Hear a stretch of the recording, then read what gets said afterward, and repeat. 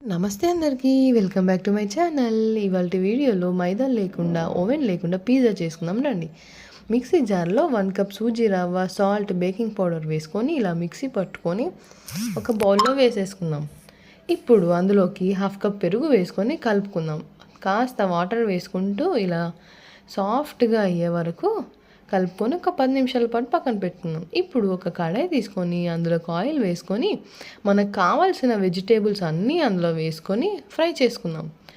ఇది ఫ్రై అవుతూ ఉంటుంది. సో పక్కన ఇంకో ప్యాన్ పెట్టుకొని దానికి కాస్త బటర్ రాసి ఆ 10 నిమిషాలు నానబెట్టిన పిండిని మనం చపాతీ రోలర్తో చేసుకొని ఇలా లైట్గా ఫ్రై చేసుకుందాం.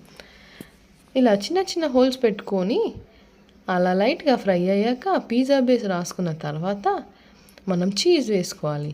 ఇలా చీజ్ అంతా స్ప్రెడ్ చేసుకున్న తర్వాత ఆ సాట్ అయిన వెజిటేబుల్స్ కూడా వేసుకోవాలి. ఇక్కడ నేను చికెన్ కూడా బాయిల్ చేసి వేసేసుకున్నాను. 10 నిమిషాల పాటు సిమ్లో ఉంచి ఆఫ్ చేసుకున్న తర్వాత సర్వ్ చేసుకోవడం ఎంతో టేస్టీగా ఉండే పిజ్జా రెడీ.